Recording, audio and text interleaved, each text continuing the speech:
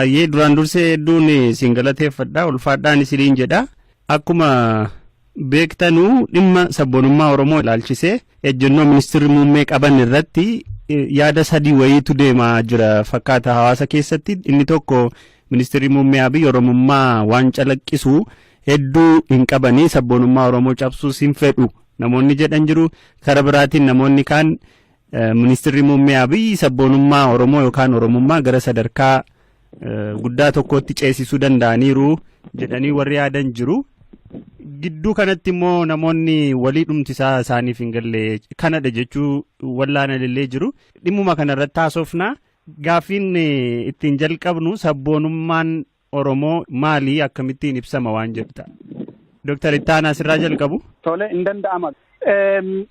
Sabboonummaan Oromoof yeroo garagaraatti sadarkaa garagaraa keessa darbaa dhufe waan ta'eef yeroo isaa irratti hundoofnee karakteraayiz gochuu dandeenya sabboontummaa Oromoo. Kanaaf yeroo early stage isaa keessatti fakkeenyaaf 70moota keessa yennaa fudhattee ilaalte sabboontummaan Oromoo piilaarii yookaan immoo utubaa ijoodha jedhamu muraasa qaba.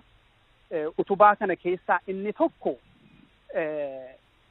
nafxanyummaanii Oromoodhaa fi diinadha kan jedhu nafxanyummaa mormuu irratti nafxanyummaa ofirraa loluu irratti kan hundaa'edha. Ritoorikiinsaa gaafa fudhattee ilaaltu jechuudha. Inni lammaffaan hamma har'aattis immoo kan itti fufee jiru inni naannoo yookaan biyyi Oromoodhaa Oromiyaa jedhamu jira. Biyya kana immoo ani nan jaalladhaa isaafis immoo waan barbaachisaa ta'u nan godhaa yaadi jedhu. Utubaa kan biraadha. Inni kan biraan immoo amma hamma har'aatti kan guddataa dhufe kan hin jijjiiramin jiru waa'ee jaalalaa fi ulfina Oromoonni sirna gadaatiif qaban. Inni kun hamma har'aatti dabalaa jira malee hin xinnaanne. Garuu isa waa'ee sirna nafxanyaaf nafxanyummaa yookaan immoo akka isteetiitu diina kooti jettee yoo keessa immoo imperial Itoophiyaanii diina Oromooti. Kanaafiyyuu isa loluu irratti hojiin keenya yaanni jedhu sun amma sadarkaa kan biraatti ceeraa jechuudha. Sadarkaan itti ceemaa inni 91tti yennaa fudhattee ilaalte gaafa ABO'nis humnoonni kan biraan Oromoodhaaf lolanis yeroo itti biyya jiraniif yeroo itti isaan dubbachuu danda'anitti yeroo itti afaanni Oromoo afaan hojii, afaan mana murtii, afaan barnootaa yeroo inni ta'etti yeroo sanatti sadarkaa kan biraatti ceera gam tokkoon gaafa teessee ilaaltu jechuudha. Maaliif afaan Oromoo isa dura hojiirra hin jiru waan ta'eef hin jaallatamu fudhataman qabu waan ta'eef jechuudha. Erga protestiin Oromoo jalqabame immoo gaafa teessee ilaaltu sabboontummaan Oromoodhaa waa'ee Oromoo maduwwaa ituu hin ta'ini sabaaf sablammoota ilaalcha keessa kan galchee biyya Itoophiyaa jedhamtu ilaalcha keessa kan galchee heerri Itoophiyaan qabdullee kan keenya kan jedhu hamma tokko ilaalcha keessa kan galchee of jaallachuudhaa fi Oromiyaa ceesisanii biyya kanas immoo deggeranii waliin utubanii waliin deemu yaadi jedhu sadarkaa tokkotti waan ce'ee fakkaatannaa isaarratti hundaa'eeti kan inni karakteraayiz gochuu dandeenyu sabboontummaa Oromoo siin jechuufan jedha. Ayyee ulfaadhu gaaffiidhuma wal fakkaatuun sii dhiyeessa Dr. Birhanu siif akkamittiin hubatama sabboontummaan Oromoo? Jechi afaan Oromoo sabboonummaa jedhu kun jecha afaan Ingiliffaatiin nationalism yookiin nationiness jedhamu kana sirriitti jecha qabudha. Hiikan isaas maal inni yookiin immoo sabboonummaan akka waliigalaatti ilaalcha miseensa saba tokkoo eenyummaa isaatiif qabu. Eenyummaa yeroo jennu seenaasaa, aadaasaa, seerasaa, duudhaasaa akkasumas biyyasaa akka waliigalaatti eenyummaa isaatiif ilaalcha miseensi saba tokkoo qabudha sabboonummaa jechuun. Ilaalcha qofaa miti gocha siin ta'a. Fakkeenyaaf miseensi hawaasa sanii yookiin hawaasni sun sabni sun akka biyyaatti ofii of bulchuu yoo barbaade sochii ofii of bulchuudha godhamu keessatti gocha namoonni godhus of keessatti waan qabatu jechuudha sabboonummaan. Gochasi jechas. Sabboonummaa bakka lamatti hirree ilaaluu dandeenya.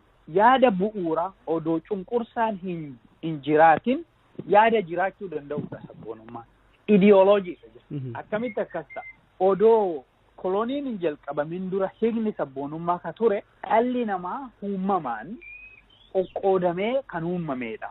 Qoqqoodama kanas immoo wantoota ibsan keessa fakkeenyaaf garaagartummaan aadaa jiraachuu, garaagartummaan afaanii jiraachuu, garaagartummaan seeraa, seenaa, duudhalee madda dhalli namaa himatu garaagara ta'uun kuni dhalli namaa uumamaan qoqqoodamaa ta'uusaa ka ibsu waan ta'eef mootummaan dhala namaa qoqqoodamaa kana barbaachisu immoo mootummaa sabboonummaa irratti ijaarama yookiin immoo nation state ta'uusaa warri mirkaneessan turanii jiru jechuudha. Ija kanaan yoo ilaalle sabboonummaan saba biraa wajjin walitti hidhata dhufu sabni biraa si cunqursuu dhiisuu wanna barbaachisuu miti jechuudha. Malaa isaatiin dhaabbachuu waan danda'u. So hiikni duraa hiikni bu'uuraa ka ta'u kaa sabboonummaan eenyummaa ofii beekuu, itti fayyadamuu, guddisuu akkasumas rakkoorraa baraaruu irratti kan ilaalcha godhatu ta'a. Akkuma waliigalaatti eenyummaa ofii beekuu qofa odoo hin ta'in itti fayyadamuu qofa odoo hin ta'in guddisuu isarras dabarree rakkoon irra gahu yoo jiraate rakkoo sanirraa baraaruu irratti kan fuulleffatu ta'a jechuudha sabboonummaan. Erga cunqursaan babal'ate amma fakkeenyaaf Oromiyaa keessatti Oromummaa irratti rakkoon erga qaama biraa irraa dhufuu qabe amma fakkeenyaaf warri nafxanyootaa Oromoo cabsanii aadaa Oromoo balleessuudha erga dhufanii booda isaanis ofirraa faccisuu qofa odoo hin ta'in ilaalcha san hunda jibbuu warra isaan waan akkasii adeemsisu hunda jibbuun sabboonummaa Oromoo keessa gale jechuudha. Ayyee ulfaadhu Dr. Birhaanuu bu'uuruma kanarratti yaadni amma kaasnee haasofnu ministeerri muummee Abiy sabboonummaa Oromoo wajjin wal qabatee ejjennoon isaanii maa'inni gaaffii kana kan hin kaasuuf ji'oota darban muraasa keessatti wantootni ministeerri muummee sadarkaa garaa garaatti raawwatan namoota tokkoon qeeqa kaasisaa jira, namoota kaaniin immoo akkasa shakkan gochaa jira. Ofii dhimma amma kaasni kanarratti ministeerri muummee Abiy Ahmed bakka kam jiru? Hayyee itti fufi ittaan. Yoo anaan yaada koona gaafatte ministeerri muummee Abiy Ahmed waa'ee sabboontummaa Oromoo irratti ejjennaan isaa eessa jira kan jedhu ofii keenyaa nuyi maal jechuu barbaanna maal jechuutu nurra jira isa jedhu filachuuf yoo ta'e irraa kan hafe irra deddeebiidhaan ejjennoon isaa eessa akka ta'e ifatti argisiiseera jechuudha. Ifatti argisiise inni siin jedhu maanni dubbannaa dubbatu mallattoowwan fayyadamu akaakuu aangoo sadarkaa federaalaatti hiruun ifatti illee sabboontummaan Oromoo maali isa jedhu irratti yaada inni ifatti kenneeni ejjennoon isaa maal akka ta'e ibseera jechuudha. Kanaaf ilaalcha kootti muummichi ministeeraa Abiy Ahmed lola cimaa qaba sabboontummaa Oromootirra.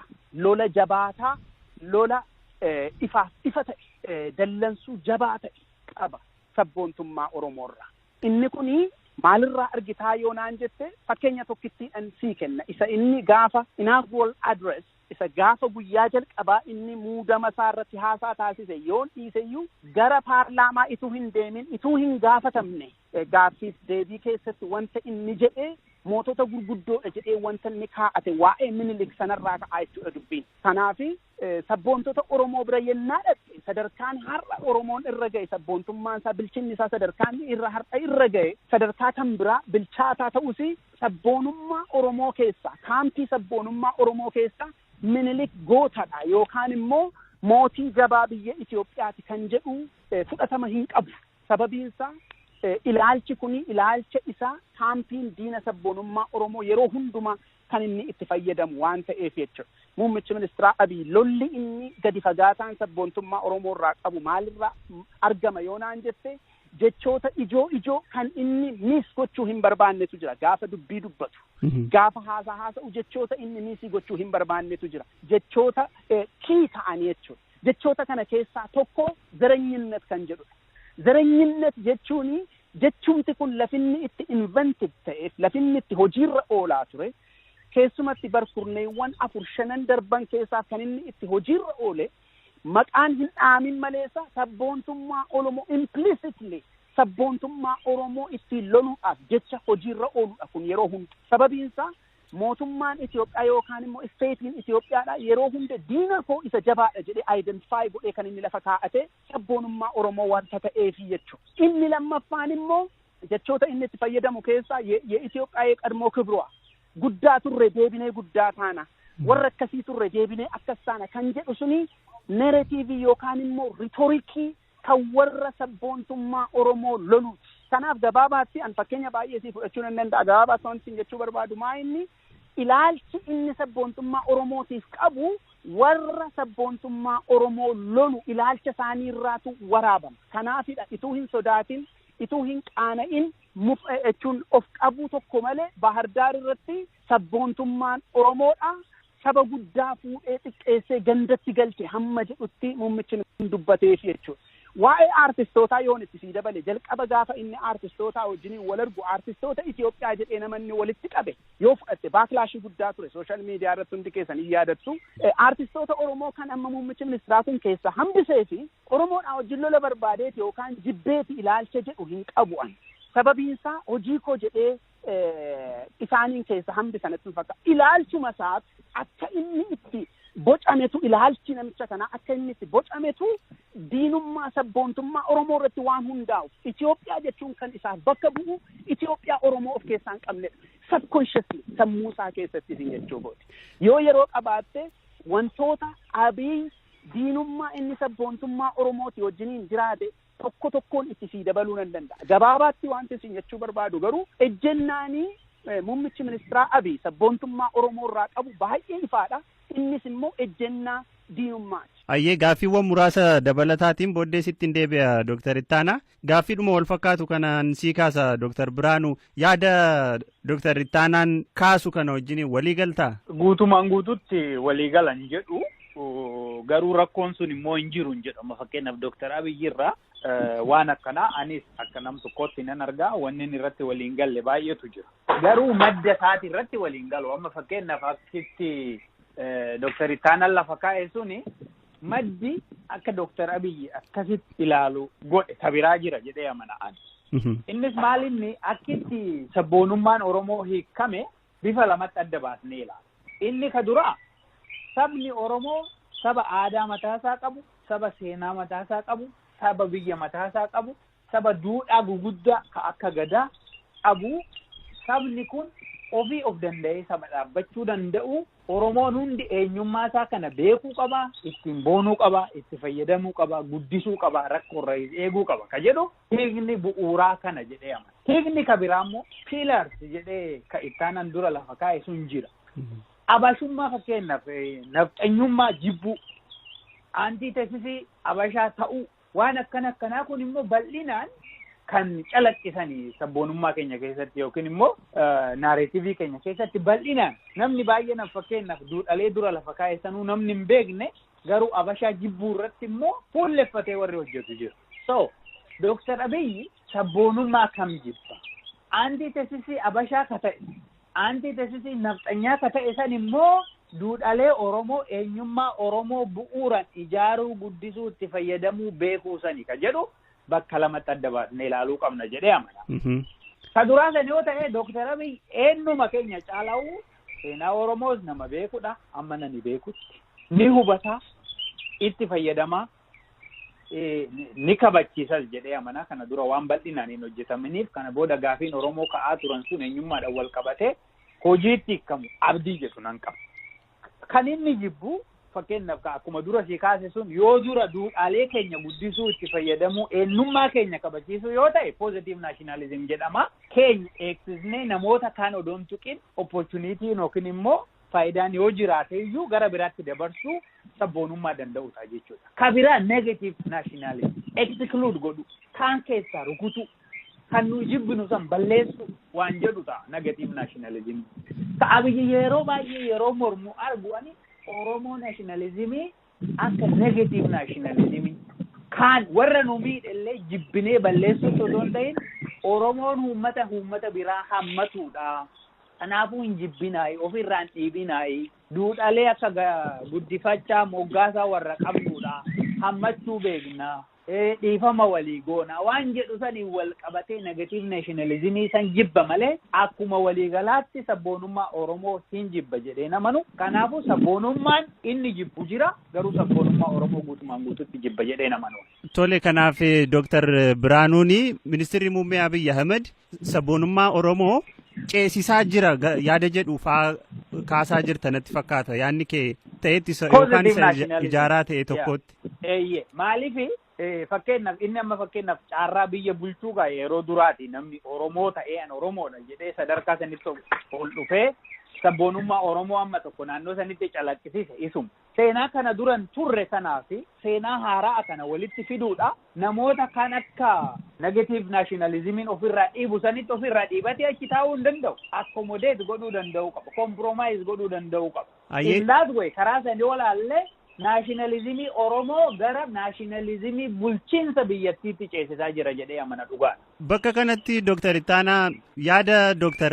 Birhaanuun kaasaa jiru kana walii galtaa ceesisaa jira yaadni jedhu si fudhatama? Ituu achiin gahin wantoota lama amma bireen kaasa irratti wanti jechuu barbaadu maali tokkoffaa sabboontummaa Oromoo sadarkaa biyyaatti nama ibsee mootummaa Itoophiyaa ta'ee yeroo jalqabaatiif nama ibse kan jedhu ituu bireen fakkeenya fudhatee nutti meenan jaalladha ture sababiinsaa isaa elementii sabboontummaa Oromoo isaa lolu malee isaa hammatu hin agarre an waan ta'eef tokko isa kana isa lammaffaa immoo Dr. Abiy adda baba'ii irratti lafa namni dhaga'u irratti takkaa Oromoodhaanii ofiin jedhee hin beeku namatu jedhaani malee amma kun fakkeenyaaf bireen Oromoodha jedheeraani akkamittiin akka inni Oromummaa isaa arge hin beeku garuu anamma isa bira miti dhimmi koo namni kuni sabboontummaa Oromoo ceesisaa isa jedhu jalqabaa namni kun sabboontummaa Oromoo beekaayii isa jedhu irraan ka'an Dr. Abiy akka hubannaa kootiitti sabboontummaa Oromoo yeroo namooti jedhan dhaga'e malee maal akka ta'e iyyuu hin beeku haasaasaarraa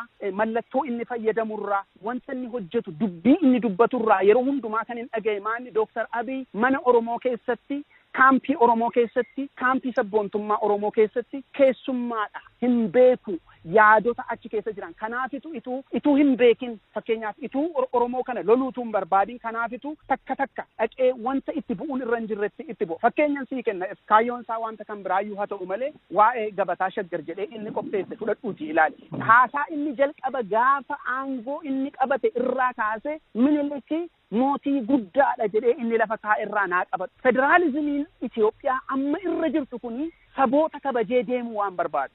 Federaalizimii sabdaneessaa waan ta'eef mallasillee beeta mangistii sanatti dhaqee bu'uun barbaanne beeta mangistii Abiy itti keessatti dhaqee namoota hunda waamee affeere sanaa jechuudha. Mallasi waan jibba qabuufitu kana godhe natti hin fakkaatu. Sababiinsaa Minilikii sabooti wal danda'anii wal jaallatanii wal kabajanii walii wajjin jiraachuudhaaf fakkeenya gaarii miti heriteejiin Minilikis yoo ta'e jechuudha. Abiy garuu isa kana kaayyoo godhateetu itti jira. Kanaafi wanti gadda ta'e kun amma fakkeenyaaf sabaaf sablammoota biyya sanaatiif kan kabaja kennu sun ta'in kan tuffatu kan xiqqeessu ilaalcha nafxanyummaa isa durii sana ammallee heriteejiin biyya kanaadha hundeen biyya kanaadha ammas ilaalcha akkasiiti ergaa jedhu dabarsa kun afaaniin dubbachuun irra hin jiru Abiy maaliif hoogganaa biyyaati waan ta'eef uffati inni uffatu suunafi hundumti isaa ergaa ta'eetu fudhata kanaaf wanti inni dheengadda hojjete ergaan isaa maa inni ammayyuu taanaan fuulduratti biyya kana deemsisuu kan hin barbaadu yaada kanaanii sabaaf sablammootaa fi kabaja hin qabu ani jechuudha anaaf hiikni isaa jechuudha. Gama kan biraatiin sabboontummaa Oromoo ceesisaa Abiy sanaan jettuufi sabboontummaa Abiy sabboontummaa Oromoo jineessatti ol beekaa sabboontummaa Oromoo ceesisa. Abiy sabboontummaa Oromoo hin beeku ceesisuus hin danda'u. Wanti inni godhaa jiru sistemaatikali sabboontummaa Oromoo lolee shook gochuudhaan akka inni function hin goone akka inni bu'aasaa hin buufanne gochuudha. Fakkeenya tokkoon fura sabboontummaan Oromoodhaa nama hammachuu qaba jedhee sila amma bireen kaasee ture. Sirriidha kun namni kana irratti wal dhibu waan jiru natti hin fakkaatu. Sabboontummaan Oromoo sadarkaa inni irra ga'e sadarkaa itti amma Abiy nama hammachuu qabdu sana godhuu qabdu jedhu itoo hin ta'in kana godheetu practically argame sabaaf sablammootaaf uummattoota Itoophiyaa fuulduratti. Fakkeenyi kanaa maaloo hundi keenya akkuma argine ija keenyaan argine taajjabne akka bira dabarre protestiin Oromoo erga gaafa Gincii irratti sadaasa 2015 eegalame hamma Abiy dhufee aangoo irra taa'utti yeroo hiriirri hammi kun taasifamu. Yeroo Oromoon gaaffiin qaba jedhu yeroo itti loltoonni mootummaallee harki isaanii dadhabe sabaaf sablammii keessaa namni tokko hin kabalamne namni tokko hin saamamne. Bilchinni sabboontummaa Oromoo eessa ga'eera yoo jette fakkeenyi inni jabaansa kana. Ganaa Abiy faan warri waa'ee Oromummaa hin beekne warri sabboontummaa Oromoo maal akka inni ta'e balbala isaarrayyuu dhaabbatanii inni hin beekne isa inni dhufee ganaa barsiisutu hin ta'in saboota Itoophiyaatu arge addunyaatu arge kan hiikni inni sabboontummaa Oromootiif kennu hiikoo nafxanyoonni diinonni sabboontummaa Oromoo isaaf kennan hiikkoon sun immoo eessaa dhufu zar isa jedhu isa sila bireen jedhe nation isa jedhu tun ta'ini jecha zar jedhu yookaan immoo equivalentiin isaa Ingiliishiidhaan reesii ta'uu kan danda'u fakkeenyaaf naazii Jarmaniin kan itti fayyadan faashizimiin kan itti fayyadan achirraa kan waraabamudha. Sanyii koo malee sanyiin namaa lafarra hin jiraatini. Sanyii koo malee sanyiin namaa biyya koo keessa hin jiraatin ilaalcha jedhu jechuudha. Sabboontummaa Oromoo irratti namni sakkaa kana arge hin jiru. Kanaafiyyuu Dr. Abiy sabboontummaa Oromoo ceesisaa jira ituun ta'in lolaadha jira hamma isaa danda'ame humna qabuun lolaadha jira kan jedhu amantiin qaba. Hayyee Dr. Birhanu wanta Dr. Ittaanaan kaase akka gaaffiitti sii kaase jira isarratti yaada kennuu yoo feete. Tole yaan kennuu barbaada. Isa dura akkuma dura jedhe Galaana waan Dr. Ittaanaan jedhu kanaan 100% waliin lolwani rakkoo baay'eetu jira rakkoon garuu karaa lamaanuu jira jedhee amanaa. Dr. Abiyyis amma statusii amma irra jirru kanatti wanni inni dogoggoru baay'eetu jira. Hiikaa nuyi sabboonummaa Oromooti kennu irrattis dogoggora baay'eetu jira. Fakkeenyaaf gaafii inni lamaan naa kaase sammee yaatutti. Oromoo innu Oromoo ta'uu of ittiin beeku situ Oromoo jedheeni akkamitti jetteen ka jedhu suni amma nani beekutti Dr. Abiy Oromoodha afaan Oromoo dubbata seenaa Oromoo beeka duudhaa Oromoo dubbata akka Oromootti jiraate kanaafuu Oromoodha akkasittis of ibsa duudhaalee Oromoo adda addaas yeroo sadarkaa masaraa mootummaa biyyattiitti calaqqisiisu argee jira kanaafuu innis Oromoo ofiin jedha anis Oromoodha jedhee amana. Kuni garuu gaafii salphaa miti gaafii xiqqaa miti gaafii nama Ittaanaan gaafate kun sabboonummaa Oromoo keessatti eenyummaa namaa gaafii keessa galchuunis baramee jira. Sabboonummaa akkasiisan fakkeenyaaf Dr. Abiy yoo morme sirriidha anis nan morma. Eenyummaa namaa namni tokko ani abalu jedhee of ibse ati abalu jedhanii of namarraa baasuun kun sirrii miti. Sabboonummaa keenya keessatti immoo innis akka piilaariitti dhufaa jira waan ta'eef waan akkasii mormuun barbaachisaadha. Wanti mormamu jira jechuudha. Karaa biraa fakkeenyaaf inni takkaa'uu sabboonummaa Oromoon beeku akkamitti ceesisa ka jedhu sun. Amma ka sabboonummaan Oromoo inni beekuu fi hin beekne kami ka jedhu. Maaliif hiikaa adda addaatu jira. Akkuman dura jedhe san sabboonummaa Oromoo beekuun seenaa Oromoo beekuu, aadaa Oromoo beekuu, seera Oromoo beekuu, duudhaa Oromoo beekuu, sirna gadaa beekuu yoo ta'e Dr. Abiy sirnoota kanan beeku namni yoo isa madaali jira kanarratti gaafii gaafatee wajjin gadi taa'ee namni haasa'e jira kanan beeku jennamoo akka kabiraa piilar jedhee inni dura kaase san Abashaa jibbuu nafxanyaa jibbuu namoota jaarraa 19ffaa keessa uummata keenyaaf duudhaa keenya cabsan san balleessuu irratti kan fuulleffate san jibbuu Oromiyaa biyya Itoophiyaa irraa fottoksu akka istiraatiijiitti ka adeemsisu yoo ta'e isa jibbuutu sabboonummaadha moo ka duraasan ka lammataa san irratti yoo bu'uura godhattee isa madaalta ta'e sirrii miti. Maaliif sabboonummaan inni deeggaru waan akkasiitii miti qaba. Waan namni ittiin hin hojjenne irratti nama madaaltee immoo kufe jechuun hin danda'amu. Kanaafuu inni sabboonummaa takkaa'uu hin beeku ka jedhu sana odoon ta'in sabboonummaa ministiriim ta'e. Sabboonummaa fakkeenyaaf biyya alaa kana keessatti keessayyuu dhaaba abaa'uti. Dhaaba abaa'uu yeroo jennu biyya Itoophiyaatirraa Oromiyaa fottoksuuf hojjetaa ture. Kan maaliif bu'uurri isaa Habashaan yookiin nafxanyaan rakkoo uummata Oromootirraan ga'e san ol kaasuudhaan uummata Oromoo mobilaayiz godhuudhaan Oromiyaa biyya Itoophiyaatirraa fottoksuuf adeemaa ture. Abiyyi isa hin adeemsisu. Saniifuu sabboonummaa isaan adeemsisan sanirraa ka gargar ta'e adeemsisa jechuudha malee sabboonummaan beeku jechuun. There is one type of nationalism that he don't support. Kabiraa immoo kan inni deeggaru jira. Kanaafuu walumaa galatti hin beeku jechuu odoon ta'in kan inni adeemsisu kabiraadha. Yookiin immoo kan uummanni baay'een hin deeggarre illee jechuudha malee guutumaan geessutti hin beeku yeroo jennu madaallee jirraa ka jedhus wajjin dhufa waan ta'eef ani gaafii akkasii kanaa'u rifaa hin godhaa deemuu qabna. Sabboonummaa Oromoo ceesisas immoo yeroon jedhu sadarkaan inni amma itti akka namni gaafii gaafatu godhaa jiru sadarkaa ammaani fakkeenyaaf rifaa hin goonee gaafachuu qabna ka jedhu kanatti nu fide waan ta'eef amma tokko sabboonummaan Oromoo diskoorsiin isaatis akka fuulduratti deemu. Akka guddatu accommodative nationalism positive nationalism ta'ee akka itti fufurratti ga'ee ni taphata jedhee waan amaneef akkas jedhe malee dogoggora hin qabu jedhee namanu dogoggora baay'ee qaba sabboonummaan keenyas nu'is akkitti nuyi sabboonummaa keenya eegnus immoo dogoggoroota baay'ee of keessaa qaba waan ta'eef Dr. Abiy qofa irratti quba qaburra nu hundumtu of ilaaluu danda'uu qabna jedhee amanaa. Hayyee gaafii koo itti aanutti hin caa ministeerri muummee Abiy Itoophiyaan ijaaruuf yaalaa jiran sabboonummaa Oromoo yaaddoo keessa galchaa waan jedhudha. Biree atumti itti fufu. Biyyi Itoophiyaa kana booda sabboonummaa by the way Oromoon saba guddaadha biyya san keessatti. Sabboonummaan Oromoos immoo sabboonummaa guddaa, sabboonummaa akka malee bilchaatu, akka malee dagaagu. Siigalee isteejii baay'ee keessa darbee akka ittaanan dura jedhe san sabboonummaa bulchiinsarra sabboonummaa ga'e waan ta'eef isa tuquu hin danda'a. Sabboonummaa xixiqqoo amma fakkeenyaaf naannoo kibbaatirraa gaafii kaka'u kanaayyuu miidhaa itti ta'uu hin dandeessu. Maaliif sadarkuma addunyaatti yoo laalle sabboonummaan fuulduree dhala namaati. Fuulduree dhala namaati. Kana dura seenaadhaanis yoo laalle liibiraalizimiin sabboonummaa ajjeese jedhee awwaale jedhee erga turetti rakkoo inni ofirratti uumeen sabboonummaan sadarkaa addunyaatti ka'ee daraaraa jira. Biyya Ameerikaa keessatti sabboonummaan adii daraaraa jira.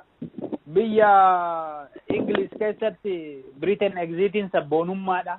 Iddoo biraattis ka'aatii jira. Kanaafuu kana booda sabboonummaa wanni gadi qabuu danda'u akkuma addunyaatti hin jiru. Akka Itoophiyaatti immoo hin jiraatu. Maaliif Itoophiyaan amma har'as rakkoon ishii qabee jiraate maalinni rakkoo sabboonummaa hacuucuti. Sabboonummaa Eertiraa tana hacuuca jettee Itoophiyaan odoo asiif achi jettu Eertiraan irraa fottoqxee deemte.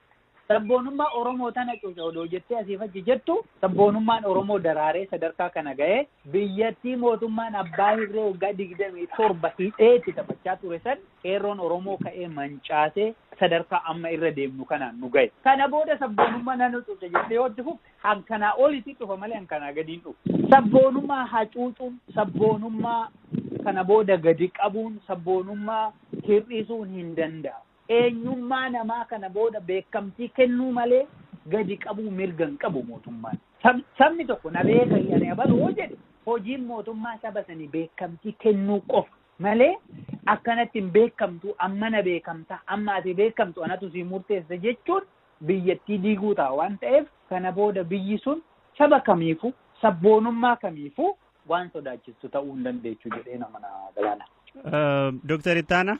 Galatoomi Itoophiyaa Dr. Abiyyi ijaaraa jiru keessatti sabboontummaan Oromoo sodaan irra ga'uu danda'a isa jedhuu fi jalqaba Dr. Abiyyi biyya ijaaraa jiramoo diigaa jira isa jedhurraan ka'a. Akka ilaalcha kootiitti biyyi ijaaramaa hin jiru.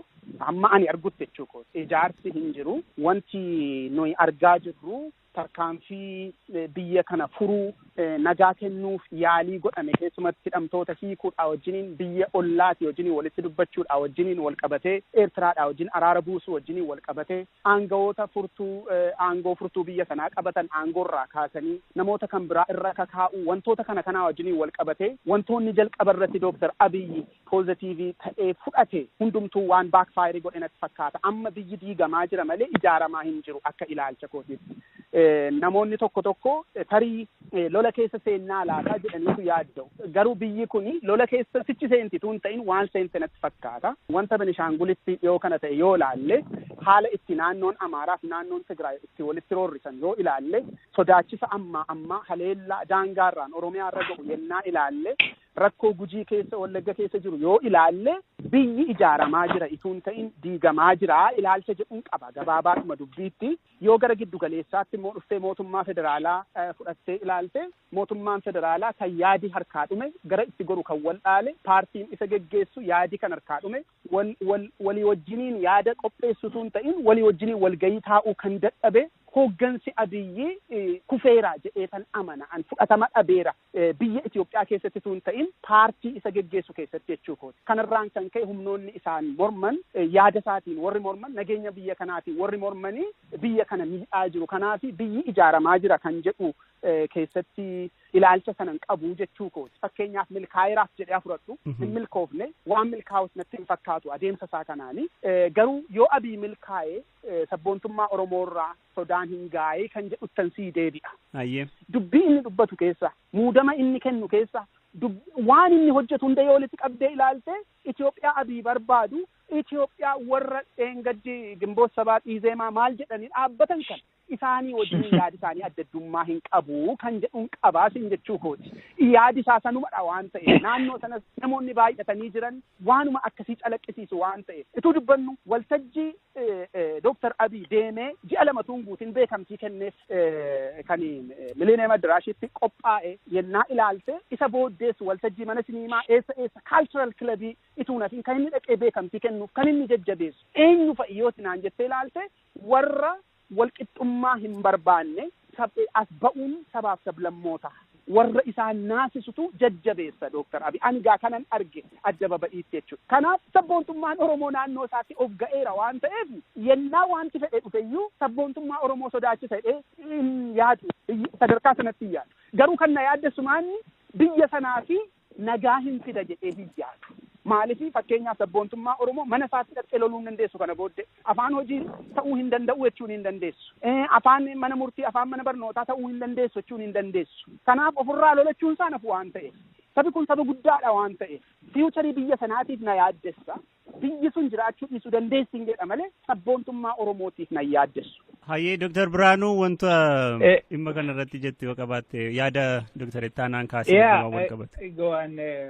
Wantoonni Ittaanaan tarreesse sun dhuguma rakkooleen mul'atan baay'eetu jiru. Isaa oluyyuu sabboonummaa amma biyya Itoophiyaa keessatti adeemaa jiru kanaayyuu bakka lamatti irree ilaaluu dandeenya. Inni ka duraa kanuma barame akka sabboonummaa Oromoo sabboonummaa walqixxummaa sabootaatiif biyya san keessatti godhamaa ture. The questions of nationality bara 1950 irraa jalqabee gaafileen jiran sabboonummaan adeemaa jiran hin jiru walqixxummaan saboota biyya san keessatti kabajamuu akka qabu ka gaafatan sun amma ammatti guutuudhaan guututti deebii odoon argatin hin jirani. Karaa biraa sabboonummaan olaantummaa saba tokkoo mirkaneessuuf jalqabame jira amma erga Dr. Abiy gara aangootti dhufe. Biyya walqixxummaa dhabnee rakkannee hacuucamnee as geenne jedhee falmaa jiru kana keessatti eenyummaa kiyya olaantummaa kiyyaa guddina kiyyaa waa hundi kiyya warra jedhu kana baatanii fuulduratti deemuu waan hin dandeenyeef walitti bu'iinsi kana lamaan gidduutti godhamu akkuma Ittaanaan jedhe san biyya diiguu danda'a. Akkuma waliigalaatti biyya diiguu danda'a. Saniin ala garuu Dr. Abiy amma fakkeenyaaf namoonni inni muudee, namoonni inni aangurraa kaasee, namoonni inni itti haasa'u, namoonni inni irbaata affeeruu, waan sabboonummaa calaqqisiisuu miti kan jedhu suni oduma guutumaan guututti illee odoo walii galee sabboonummaa sabaaf sablammoota biyya san keessa jiran irratti garuu dhiibbaa fiduu hin danda'u. Maaliif sabboonummaan sabaaf sablammoota biyya sanii keessayyuu sabboonummaan Oromoo bilchinni isaa kana darbee jira. Itoophiyaan garamitti deemuu dandeechi? Itoophiyaa fuuldurri Itoophiyaa akka sabaaf sablammoota hammatu sabboonummaa sabaaf sablammootaa of keessatti qabaatu immoo miti kan jedhee murteessu uummattoota saboota biyya san keessa jirani malee namoota aangoorra jiranii miti. Illiitii miti.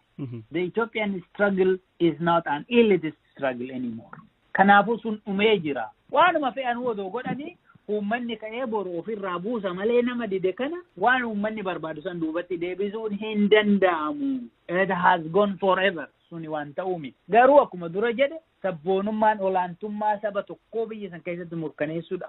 Saba tokko babal'isuudha. Magaalli guutuun saba tokkoo ta'uu, waaqni illee saba tokkoo ta'uu warra gaafatu kana yeroodha seeraan yoo iddoo ittiin goone walitti bu'iinsi jalqabame kun babal'ate akkuma Ittaanaan jedhe san biyyattii diiguu hin danda'a. Mootummaan federaalaa kan inni godhuu qabu seera kabachiisu wanni biyya diigu kun akkanatti akka hin babal'anne godhuu uummanni Oromoo kana booda wanni fee odoo dhufe kanaa gadi hin jira. Mirga kanaa gadi qabaatee biyya san keessa hin jiraatu. Kanarratti uummanni keenya sodaa tokkollee qabaachuu hin qabu. Qophaa'uu qofa qabu. Rakkoolee dhufanii hundumaafuu of qopheessuu. Eenyummaa isaa kabachiisee of ta'ee itti fufuu akka danda'u akka qabu biyyi Itoophiyaatis akka Itoophiyaatti itti fufte Oromoon Oromoo ta'ee biyya Itoophiyaa keessatti. Yoo didames immoo rakkoon biraa yoo dhufe uummanni keenya akka uummataatti itti fufuudha of qopheessuudha malee kanarratti waan sodaa qabaannu natti hin fakkaatu akka uummataatti. Hayyee Dr. Birhaanuu Magarsaa akkasumas Dr. Ittaanaa Habtee keessummoota koo dhimma kanaa waan taataniif hedduun siin galateeffadha. Yaada hedduu akka qabdan nan beeka. Yeroo qabnurraa asuma irratti xumurra. Galatoome galaan. Hayyee galatoome. Yeroo gaarii qabaadha.